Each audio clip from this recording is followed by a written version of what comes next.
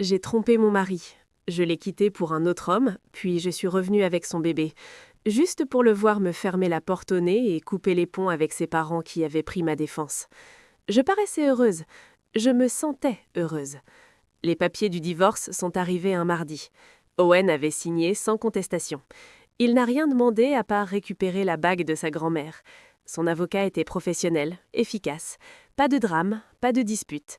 Ça m'a laissé sur ma faim. Ça va m'a demandé Dante quand j'ai raccroché avec mon avocat. Oui, j'ai répondu. C'est juste bizarre, comme fermer un livre que je n'avais pas fini de lire. Il a relevé mon menton. Ce livre était ennuyeux. Ça, c'est ta suite, une intrigue bien meilleure. J'ai ri, mais au fond, quelque chose était vide. La réalité a commencé à me rattraper au bout de 2 mois. Les missions photos de Dante étaient irrégulières. Certaines semaines, il avait 3 événements d'entreprise, d'autres, rien. Je payais presque tout. Loyer, courses, factures. Lui haussait les épaules. L'art ne paie pas toujours à l'heure, chérie.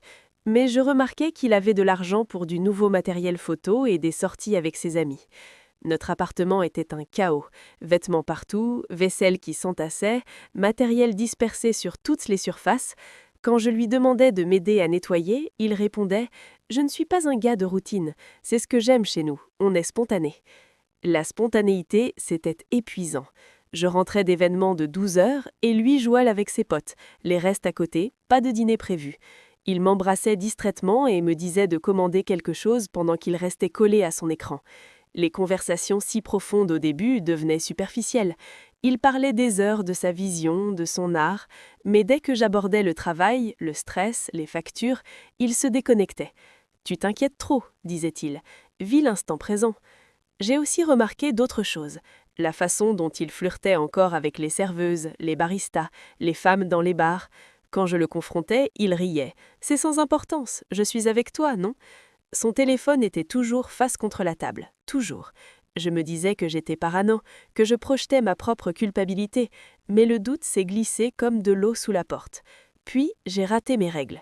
J'ai regardé le test dans les toilettes d'un café, la main tremblante. 2 lignes, positives. J'ai fait 3 autres tests en 2 jours, tous positifs. J'essayais de comprendre ce que je ressentais. Peur, oui, mais aussi une petite étincelle d'espoir. Peut-être que c'était un tournant, que Dante allait assumer, qu'on s'en sortirait ensemble. Je lui ai dit un jeudi soir. Il éditait des photos sur son ordinateur, une bière à la main. « Dante, » j'ai dit en face de lui, « il faut que je te dise quelque chose. »« Quoi ?»« Je suis enceinte. » Ses doigts se sont figés sur le clavier. Long moment, sans bouger, sans me regarder. « De combien de temps ?»